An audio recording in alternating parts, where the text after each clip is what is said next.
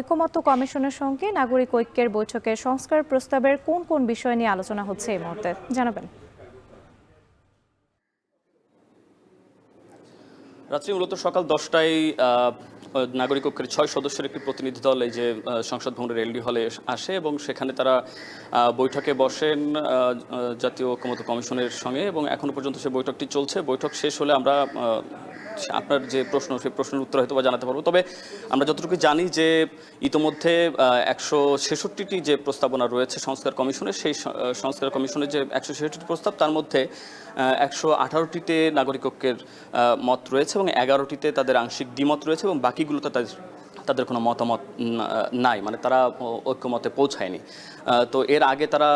8 April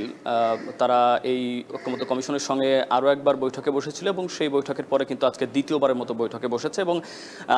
ঐক্যমত্য কমিশনের কাছ থেকে এটি বোঝা যাচ্ছে যে রাজনৈতিক দলগুলোর সাথে একাধিকবার যেহেতু বসছে, তারা চাচ্ছে যে আসলে তাদের যে প্রস্তাবনাগুলো রয়েছে 166টি প্রস্তাবনা, সেই প্রস্তাবনার সাথে আসলে রাজনৈতিক দলগুলোর একটি সুন্দর একটি ঐক্যমতে পৌঁছানোর জন্য তারা কিন্তু বারবার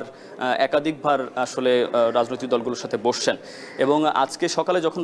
বৈঠকটি শুরু হলো তখন কিন্তু যে ঐকমত্য কমিশনের যে সহসভাপতি ডক্টর আলী রিয়াজ তিনি কিন্তু বলেছেন যে রাজনৈতিক দলগুলোর একটি আদর্শ থাকবে, আলাদা ভিন্ন ভিন্ন মতামত থাকবে, আদর্শ থাকবে,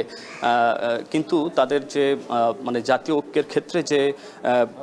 একমত, সেই জায়গা বিশেষ বিশেষ যে বিষয়গুলো রয়েছে সেই জায়গাগুলো কিন্তু তারা একমত হওয়ার বিষয়ে কিন্তু বলেছেন এবং এই জন্য কিন্তু রাজনৈতিক দলগুলোর সহযোগিতা কামনা করেছেন। এবং এই যে নাগরিক ঐক্যের যে যিনি আজকে নেতৃত্ব দিচ্ছেন সাধারণ সম্পাদক কাইসার নামে একজন, তো উনি হচ্ছে যে যেটি বলেছেন যে রাজনৈতিক দলগুলোর মধ্য থেকে সহযোগিতা থাকবে এবং তাদের দলের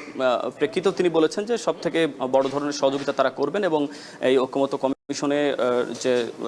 যে প্রস্তাবনাগুলো রয়েছে সেই প্রস্তাবনাগুলো তারা পূর্ণভাবে তারা তাদের জায়গা থেকে সর্বোচ্চ সহযোগিতা করবেন। এবং এর আগে যখন 8 এপ্রিল এসেছিল তারা কিন্তু তখন যে দ্বিকক্ষ বিশিষ্ট যে সংসদের যে বিষয়টা তারা কিন্তু সেটাতে কিন্তু তারা একমত হয়েছিল। তবে যে অর্থ বিল ছাড়া সকল ক্ষেত্রে যে দলীয় বাইরে, দলীয় মতামতের বাইরে যে ভোট দেওয়ার যে বিষয়টি, এটিতে কিন্তু তারা একমত হয়নি এবং দ্বিকক্ষ বিশিষ্ট যে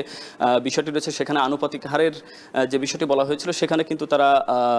পুরোপুরিভাবে একমত নয়, সেটি কিন্তু তারা তখন জানিয়েছিল। আজকে নতুন করে কোনো সিদ্ধান্ত আসতে পারে কিনা, তারা কী ধরনের পর্যালোচনা করেছে পরবর্তীতে সে বিষয়ে কিন্তু এই যে বৈঠক শেষে সেটি কিন্তু জানা যাবে। জাতীয় ঐকমত্য কমিশনের সাথে নাগরিক ঐক্যের বৈঠকের খবর জানাতে যুক্ত ছিলেন মুন্নাফ রশিদ।